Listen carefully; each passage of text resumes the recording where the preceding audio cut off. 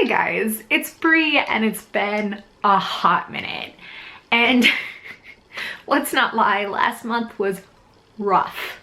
It was not a fun time spending that first 6 weeks in quarantine, and you know, the sun is out now and I'm feeling a little better about it, and we'll see how long that lasts. But while I have the energy, while I have the commitment, I am filming this video, I'm getting back on this horse, and I'm about to read some things this May.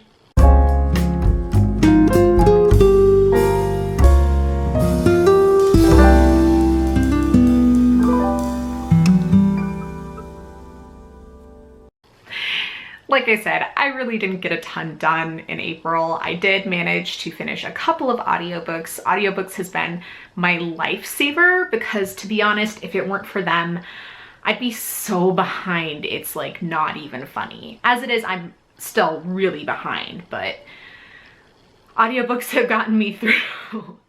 And with all of this madness kind of going on, I've just had a hard time concentrating. I think that that's something a lot of us are really experiencing, and if that's what you're going through right now, my heart goes out to you. I'm in the same spot and I feel your pain. I think we all feel your pain. But this month I am trying, at least while the sun is bright and the weather is good, to get my energy back up and to start filming again.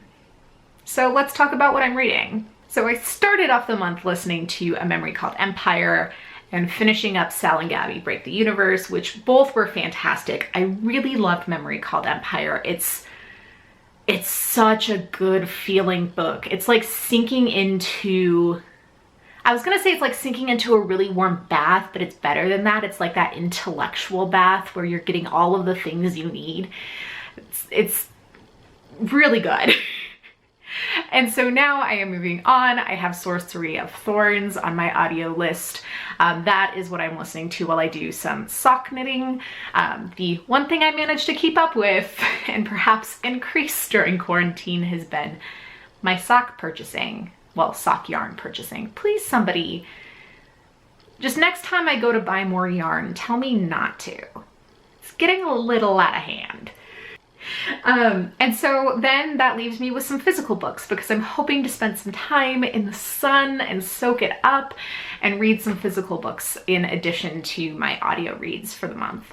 I have 3 things that have been on my list that I was going to read in February and then I didn't get to, and then I was going to read in March and quarantine started, and then I was going to read in April and then the quarantine blues really hit. So we're going to try to read Ice by Anna Canvin, Fly by Night by Frances Hardinge, and The Queen of the Conquered by Kacen Callender. These are 3 books that I have been wanting to read for a while.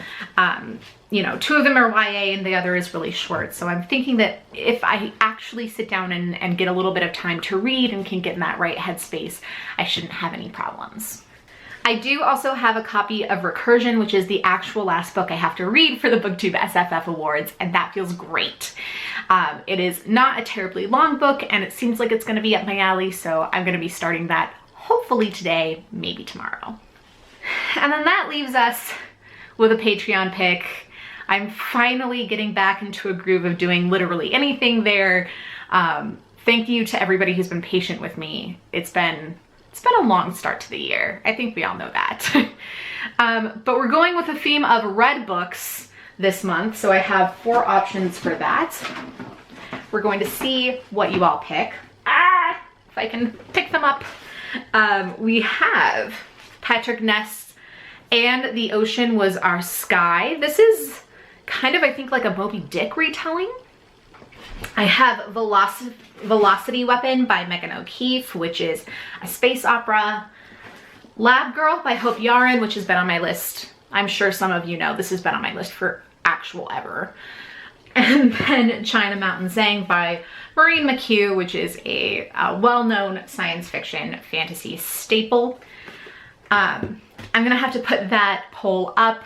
I will probably have it up for those of you who are watching this in advance literally now. But let me know what your thoughts are. Let me know if there's anything good in there that I should read, or that even if it doesn't win, you really, really think I should read. Because you guys know, I love recommendations. And then I've been bringing my iPhone with me and kind of filming some stuff around the house. So that's kind of another thing I've been exploring as an option.